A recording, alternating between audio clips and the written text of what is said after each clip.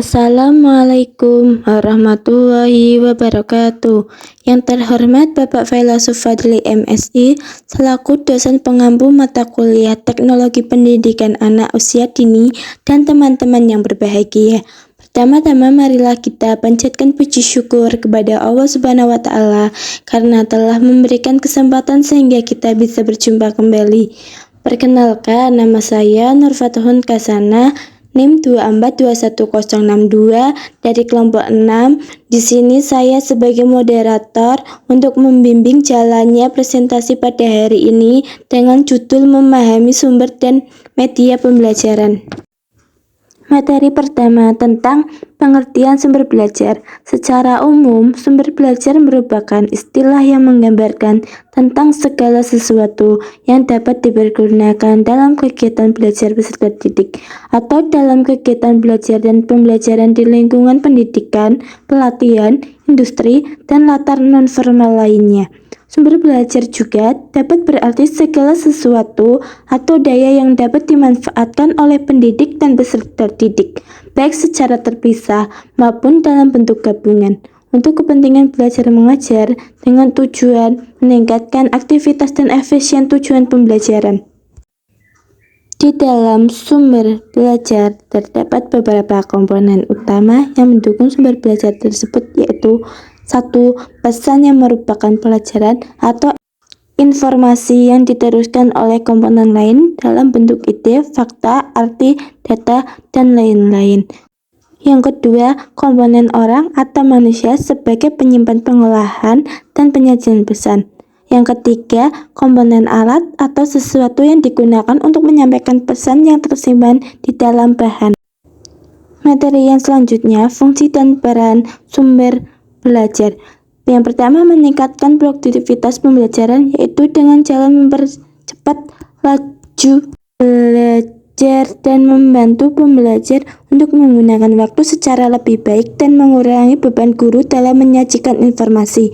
Yang kedua, memberikan dasar-dasar pembelajaran yang lebih ilmiah terhadap pembelajaran dengan jalan perencanaan program pembelajaran yang lebih statis dan pengembangan bahan pembelajaran yang dilandasi penelitian. Yang ketiga, memungkinkan belajar secara seketika, yaitu mengurangi ketidakseimbangan antara pembelajaran yang bersifat verbal dan abstrak dengan realitas yang sifatnya nyata dan memberikan pengetahuan yang sifatnya langsung.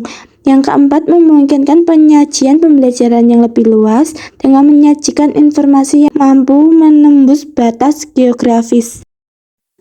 Cakupan sumber belajar secara umum dilihat dari segi pengembangannya. 1. Sumber belajar yang dirancang atau dirancang. 2. Sumber belajar yang dimanfaatkan atau digunakan. AECT. 1. Pesan atau message. 2. Orang atau people. 3. Bahan atau material. 4. Peralatan atau tool. 5. Teknik. 6. Lingkungan atau setting. Kriteria pemilihan sumber pembelajaran. Yang pertama, tujuan yang ingin dicapai. Yang kedua, ekonomis. Yang ketiga, praktis dan sederhana. Yang keempat, mudah. Yang kelima, fleksibel atau lulus didapat. Contoh penerapan sumber dan media belajar. Contoh dalam pendidikan Islam, yaitu dengan diberikan atau diajarkan materi tentang pelaksanaan haji, di mana pelaksanaan haji akan lebih mudah dipahami pelajarannya apabila disajikan dalam bentuk adaptasi atau animasi berupa film atau video. Selain itu juga, pelajaran membaca Al-Quran akan lebih terjunjung dengan dibantu oleh tape recorder dengan merekam seseorang yang fasih dalam membaca Al-Quran. Selain itu, dengan pemanfaatan lingkungan bisa ditempuh menggunakan cara melakukan aktivitas menggunakan membawa peserta didik ke lingkungan, misalnya survei, karya wisata, berkemah, praktek lapangan, dan sebagainya.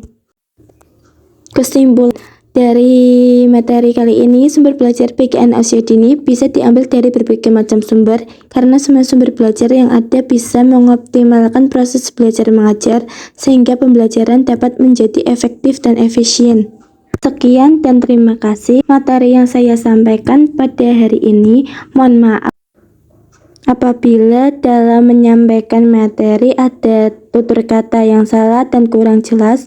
Wassalamualaikum warahmatullahi wabarakatuh.